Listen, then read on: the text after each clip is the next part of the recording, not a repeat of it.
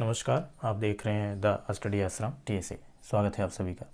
दोस्तों, ये वर्ग 2 का एमपी टेट का ये प्रीवियस ईयर का क्वेश्चन है। इसमें हम सीडीपी के ये 30 क्वेश्चन है, तो आप बताइएगा कि 15 लेकर के चलें या 30 के 30 एक ही वीडियो में लेकर के चलते हैं इसको। ये व्यापम से हटा लिया गया, तो इसकी महत्वपूर्णता आप समझिए वर्ग 3 के लिए। ये व्यापम से हटा लिया गया फिलहाल। अभी ये कुछ क्वेश्चन पेपर है हमारे पास, देखिए उनको। मूर्तिकारों में किस प्रकार की बुद्धिमत्ता होती है? दोस्तों, आप बताइए कि सभी मतलब जो ऑप्शन है उसे डिस्कस करें या फिर ऐसे ही आगे बढ़ते चले जाएं, आपको ऐसे फास्ट रिवीजन करवाते हुए। तो मूर्तिकारों में किस प्रकार की बुद्धिमत्ता होती है? मूर्तिकारों में किस प्रकार की प्राकृतिकवादी है, स्थानिक है, अंतर्वैयक्तिक है, शारीरिक गतिक है? तो उसमें जो है तो ये स्थानिक गतिक होती है। उसमें ये बुद्धिमत्ता क्या होती है? स्थानिक होती है मूर्तिकारों में। नेक्स्ट देख रहे हैं इसमें सेकंड क्वेश्चन क्या कर रहे हैं। वह विधि है जिसमें किसी व्यक्ति को उसकी वृद्धि के दौरान एक परिवर्तनशील अवधि के लिए समान व्यक्ति का परीक्षण और मापन करते हुए अध्यापन किया जाता है। मिश्रित है, अनुदैर्य है, क्रॉस अनुविभागी है, विकास है, विस्तारित है। इसमें जो है तो अनुधारित ऑप्शन सही होगा इसका। अनुधारित है ये, इसका दूसरा ऑप्शन सही है, बी ऑप्शन लगा लीजिए। अनुदैर्य है। तीसरे की बात करते हैं वहीं। तीसरा सवाल है अपना नेक्स्ट। विद्यालय के प्रदर्शन में सफलता सबसे महत्वपूर्ण क्या है? विद्यालय के प्रदर्शन में सफलता सबसे महत्वपूर्ण है क्योंकि इससे बच्चे को निम्न में मदद मिलती है। क्या मदद मिलती है? देखिएगा, अन्य छात्रों के समक्ष अपने ज्ञान का प्रदर्शन करना, परीक्षा पास करना, पुरस्कार जीतना, या फिर बात आ जाती है अधिगम के संबंध में अधिक आत्मविश्वास महसूस करना। दोस्तों, यही वाला होगा, अधिगम के संबंध में अधिक आत्मविश्वास महसूस करना, यही होता है। नेक्स्ट क्वेश्चन पर चल रहे हैं। चौथा क्वेश्चन है अपना, प्रारंभिक अवस्था में शिशु अत्यधिक होते हैं, कैसे होते हैं? ये तो बहुत आसान सा क्वेश्चन है, ये स्वकेंद्रित क्वेश्चन है। ये वाला स्वकेंद्रित होता है शिशु जो होता है प्राथमिक स्तर पर। ये हिंदी से क्वेश्चन है दोस्तों। अब्राहम मैस्लो के बारे में पूछ रहा है ये। प्रारंभिक रूप से मस्लो के सिद्धांत में कितने प्रकार की आवश्यकताओं को वर्णित किया गया? दोस्तों, ये 5 प्रकार के होते हैं वैसे तो, लेकिन ये जानिएगा कि इस किस तरह से हुए थे। तो इनका एक चार्ट बनता है, ऐसे करके चार्ट बनेगा। इसमें 5 स्टेप होते हैं ऐसे। तो एक में पहले में जो है तो शारीरिक मांग या भोजन की मांग होती है, दूसरे में फिर सुरक्षा की मांग हो जाती है, समाज की मांग होती है तीसरे में, फिर चौथे में समाज में सम्मान की बात हो जाती है, फिर 5वें में आत्मसिद्धि या अध्यात्म की प्राप्ति के लिए वो 5 बताए उन्होंने। 5 को ध्यान रखिए। अब्राहम मैस्लो ने मांग एवं पूर्ति की भी आवश्यकता के बारे में उन्होंने बात किया है। 6 क्वेश्चन में देखते हैं, बहिर्मुखी बच्चा कैसा होगा? बहिर्मुखी बच्चा किस प्रकार से होता है? अपने आंतरिक मस्तिष्क से चिंतन को प्रवृत्ति करे, बल्कि सिर्फ निरीक्षण करे, अधिक चिंतन और बातचीत कम करे, तीव्र वातावरण में रहना पसंद करे। दोस्तों, यही वाला होगा, तीव्र वातावरण में रहना पसंद करे। उससे जो बहिर्मुखी हो गया, एकांतरमुखी होगा तो वो फिर एकांतर मतलब वो दूसरे से संबंध नहीं रखेगा, आंतरिक बातों में रहेगा। लेकिन सुखी की बात करें, सबसे इन्हें एक जो स्प्रेंगर महोदय हैं उनसे एक सीख मिलती है। इस तरह से वो उन्होंने दिया था इसका कि एक आंतरिक और बाह्य गुणों से किस तरह से संबंधित है। तो उसमें उन्होंने बताया था कि एकांतर वाला जो है तो ज़्यादा सुखी रहता है अपेक्षाकृत बहिर्मुखी के। देखते हैं, ये हमारा 7वां क्वेश्चन है। 7वें क्वेश्चन की बात करें, व्यक्तित्व यानी पर्सनालिटी शब्द निम्न में से लिया गया है? दोस्तों, ये एमपी टेट वर्ग 2 का प्रीवियस ईयर का क्वेश्चन पेपर है, ये जो व्यापम से हटा लिया गया है फिलहाल अभी। और ये अच्छे क्वेश्चन हैं, इनको आप रिपीट एक बार रिवीजन जरूरी है। और ये व्यक्तित्व पर्सनालिटी शब्द जो है तो लैटिन भाषा से लिया गया है। कहाँ से लिया गया है? लैटिन भाषा लिया गया। इसका अर्थ होता है टू मूव, यानी मुखौटा, टू मूव कर जाना इसका। हमारा नेक्स्ट क्वेश्चन है, व्यक्तित्व आधारित अनुमानी परीक्षणों से मूल्यांकन के परिणाम हैं। व्यक्तित्व आधारित अनुमानी परीक्षणों से मूल्यांकन के परिणाम क्या हैं? जो व्यक्तित्व जो अनुमान लगा करके मूल्यांकन करता है वो क्या होता है? हमेशा विवादास्पद रहता है, कन्फर्म नहीं रहता कि उसके अंदर आज हम किसी के बारे में अनुमान किस तरह से लगा सकते हैं। नेक्स्ट और क्वेश्चन देख रहे हैं, बच्चे को चोट लगने के बारे में लगभग प्रतिदिन चिंता होती है, इसका कारण है? स्वालीनता, ध्यान भाव, अस्क्रियता विकार, चिंता विकार, अधिगम अक्षमता। तो अब चिंता है उसके मन में तो ये क्या होगा? चिंता ही रहेगी उसके अंदर। बच्चे को चोट लगेगी, उसके मन में हमेशा चलता रहता है, ये क्या होता है? उसके अंदर चिंता का विकार रहता है कि चिंता लगी है कि हमें ऐसा हो जाएगा, तो ये चिंता हो गई। बात करते हैं अगर वहीं निम्नलिखित में से कौन सा एक व्यक्तिगत अंतर नहीं है जो संभवतः अधिगम को प्रभावित कर सकता है। ये थोड़ा सा विवादास्पद क्वेश्चन हो सकता है, क्योंकि हालांकि इस तरह से नहीं है, बुद्धिमत्ता, अनुभव, अभिप्रेरणा जो है तो ये सब जो है तो व्यक्तिगत रूप से प्रभावित करता है, लेकिन शारीरिक द्रव्यमान जो है, बनावट जो है उसका एक तरह से हो सकता है, इस तरह से इसका शारीरिक द्रव्यमान उसका सही उत्तर होगा। नेक्स्ट क्वेश्चन पर चलेंगे। निम्नलिखित में से कौन सा कैटल द्वारा तैयार किया गया व्यक्तित्व परीक्षण है। निम्नलिखित में से कौन सा कैटल द्वारा तैयार किया गया व्यक्तित्व परीक्षण है। इसमें से सही उत्तर हो जाएगा इसका 16 व्यक्तित्व कारक प्रश्नावली, 16 पर्सनालिटी फैक्टर्स। नेक्स्ट क्वेश्चन है, एक योग्यता परीक्षा में किसी व्यक्ति के भविष्य की उपलब्धि की संभावना का कोई भी अनुमान बिंदी बिंदी लगाया जा सकता है। एक संभावना है, एक निश्चित है, एक प्रश्न है, एक धारणा है। क्या हो सकता है? एक संभावना है। किसी एक व्यक्ति एक योग्यता परीक्षा में किसी व्यक्ति के भविष्य की उपलब्धि की संभावना को किस प्रकार से अनुमान लगाया जाए। एक संभावना के अनुमान लगा सकते हैं उसके बारे में। नेक्स्ट क्वेश्चन है अपना 30 नंबर का क्वेश्चन है, उदाहरण के सामान्यीकरण की ओर बढ़ना। उदाहरणों से सामान्यीकरण की ओर बढ़ना, उदाहरण से सामान्य की ओर यानी उदाहरण से नियम की ओर, नियम से उदाहरण की ओर। ये आगमन और निगमन की बात करता है जो अरस्तु महोदय ने दिया था। आगमन की बात करें तो ये उदाहरण से सामान्य की ओर यानी उदाहरण से नियम की ओर कौन जा रहा है? ये आगमन विधि है, तो ये आगमनात्मक ऑप्शन हो जाएगा इसका, जो अरस्तु ने दिया था। निगमन का मतलब होता है जो नियम से उदाहरण की ओर चले।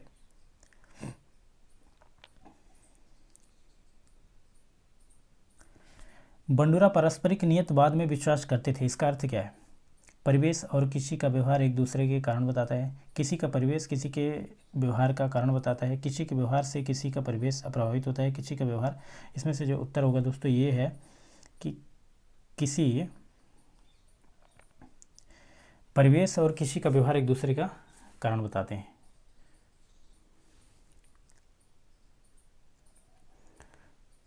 बंडूरा महोदय सामाजिक अधिगम का सिद्धांत दिया था उन्होंने। स्मृति को निम्न विधि से मापा जा सकता है। ये सबसे आसान सा है। अगर ये ऑप्शन यहाँ पर नहीं दिया होता, ये रिकॉल यानी याद करना इस तरह से नहीं दिया होता तो थोड़ा सा समस्या हो सकती थी, लेकिन इसमें लिखा रिकॉल यानी रिप्रोडक्शन, तो इसका मतलब होता है स्मृति को निम्न विधि से मापा जा सकता है। तो रिकॉल यानी निम्न पुनरुत्पादन को भी आप ध्यान रख सकते हैं। तो अगर अच्छा लगे ये वीडियो या आपको ज़रूरत समझे इस चीज़ को, तो आप चैनल को सब्सक्राइब करिएगा। सभी पेपरों का ऐसे वीडियो मिल जाएगा आपको। जो है CTP का है, ये लगभग इस तरह के क्वेश्चन बनाएगा। व्यापम जिस तरह से पिछले ये साल क्वेश्चन पेपर बनाया था, बहुत ही टफ कह सकते हो उसको, इस तरह से आपको उसको एक रिवीजन करके चलना चाहिए। नकारात्मक दृष्टिकोण का वर्णन करने के लिए किस पद का उपयोग किया जाता है? जिसे लोग उनके लिंग के आधार पर किसी व्यक्ति के लिए करते हैं। साधारण सा क्वेश्चन है, ये लिंग भेद की बात कर रहा है, ये और किसी का नहीं है। आपके पेपर, आपके सिलेबस में जेंडर जैसा एक सिलेबस है, उसमें से ये लिंग भेद का ऑप्शन सही होगा। वह शब्द क्या है जिसका उपयोग पियाजे ने शरीर के उन हिस्सों के साथ की गई नकल का वर्णन करने के लिए किया है? उन्हें कोई देख नहीं सकता क्या है? अदृश्य नकल, स्थानिक नकल, दार्शनिक नकल, मॉडर्न नकल। जिसको उस चीज़ के अमूर्त चीज़ों के बारे में बात कर रहे हैं जिसे कोई देख नहीं सकता, वो क्या होता है? एक अदृश्य नकल हो जाएगा। जीन पियाजे के संबंधित है ये जीन पियाजे से 1, 2, 3 क्वेश्चन आना ही आना है। 1 या 2 क्वेश्चन तो पियाजे से बनेगा। ये स्विट्जरलैंड के निवासी हैं। ये बात करते हैं, किसी अनुवांशिकता बिंदी बिंदी के समय निर्धारित की जाती है। अनुवांशिकता कब निर्धारित की जाती है? क्या परिपक्वता पर निर्धारित की जाएगी? गर्भधारण पर, विकास पर, कि जन्म पर? किस पर निर्धारित की जाएगी? अनुवांशिकता निर्धारित की जाती है गर्भाधारण पर। जब गर्भधारण होगा तभी तो अनुवांशिकता निर्धारित हो जाती है। मतलब गर्भधारण से ही अनुवांशिकता बन जाती है कि इस वंश के वंशज हैं, यानी हेरिडिटी की बात कर रहा है। परामर्श में बिंदी बिंदी शामिल है। परामर्श में क्या शामिल है? परामर्श में परामर्शदाता और व्यक्ति के विचारों का आदान प्रदान और परामर्श। दोस्तों एक चीज़ बता दें, परामर्श और निर्देशन की बात करता है। जो परामर्श हो गया वो लिया जाता है और निर्देशन दिया जाता है, डायरेक्शन। तो परामर्श, इसमें और देख लीजिए ऑप्शन, केवल व्यक्ति को परामर्श को सलाह लेना, केवल परामर्श के साथ व्यक्ति द्वारा समस्या समझाना, जरूरत वाले बच्चों के साथ मुद्दों की पहचान करने के वाले विद्यालय। तो इसमें सबसे महत्वपूर्ण चीज़ ये दिख रही है, परामर्श और व्यक्ति के बीच विचारों का आदान प्रदान क्या है, परामर्श है। परामर्शदाता और व्यक्ति, जो देने वाला है और जो लेने वाला है, उनको बीच में एक संवाद यानी वार्तालाप।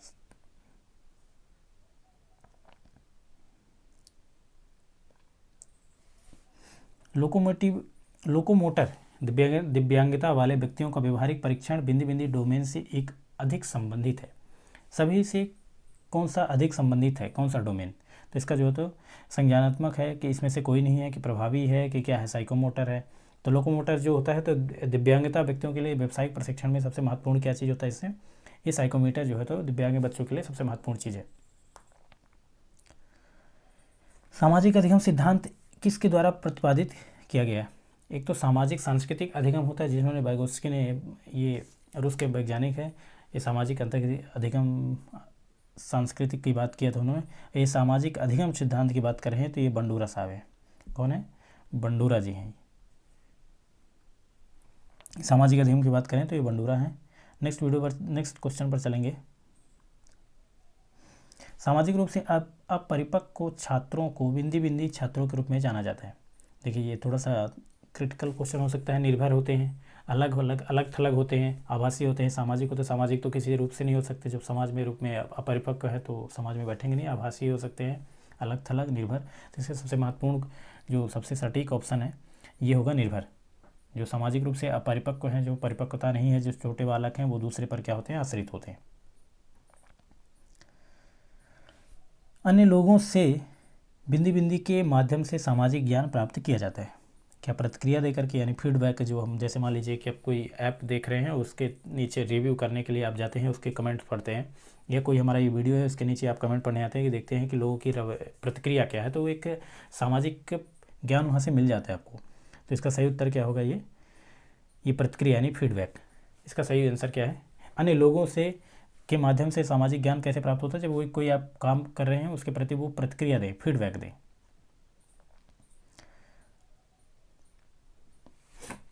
गार्डनर के अनुसार आध्यात्मिक बौद्धिकता क्या है? किसी की प्रारंभिक धारणाओं में परिवर्तन करने की क्षमता, जीवन के उद्देश्य के संबंध में जटिल समस्याओं पर विचार करने की क्षमता। सबसे महत्वपूर्ण यही देख रहा है दोस्तों। ये प्रकृति दुनिया में विभेद करने की क्षमता, ये बिल्कुल नहीं हो सकता। अपनी स्वयं की शक्तियों को, कमजोरियों, इच्छाओं व बुद्धिमत्ता का ज्ञान, ये भी नहीं हो सकता। सबसे इम्पोर्टेंट जो महत्वपूर्ण मजबूत दिख रहा है, जीवन के उद्देश्य के संबंध में जटिल समस्याओं पर विचार करने की क्षमता, ये गार्डनर ने महोदय कहा था। गार्डनर जो है ये आध्यात्मिक बौद्धिकता के बारे में ये वाक्य था उनका। रचनात्मक मूल्यांकन की बात करते हैं, वहीं इसे फॉर्मेटिव असेसमेंट की बात हो रही है। यहाँ पे रचनात्मक मूल्यांकन जो 10-10 नंबर के किए जाते हैं महीने महीने के उपरांत, ये 4 रचनात्मक मूल्यांकन होते हैं और 2 मूल्यांकन जो है तो योगात्मक मूल्यांकन होते हैं। ये 10-10 नंबर के होंगे 4 मूल्यांकन, और वो 2 20-20 नंबर के होते हैं योगात्मक मूल्यांकन। तो रचनात्मक मूल्यांकन क्या है? एक प्रक्रिया जिसमें आदर्श धारणा, वैल्यू, जजमेंट शामिल नहीं है। मापदंड के साथ तुलना कर छात्र अधिगम मूल्यांकन द्वारा क्रियान्वित करना। उच्च कोटि मूल्यांकन के माध्यम से शिक्षार्थी यानी जो लर्नर होता है उसकी योग्यता निर्धारित करने के लिए उपयोग किया जाता है। शिक्षक के लिए अल्पतर लाभप्रद है क्योंकि यह शिक्षार्थी के गुण दोष को जानने में मदद नहीं करती। सबसे मजबूत जो दिख रहा है ये एक प्रक्रिया जिसके आदर्श धारणा, वैल्यू, जजमेंट शामिल नहीं है।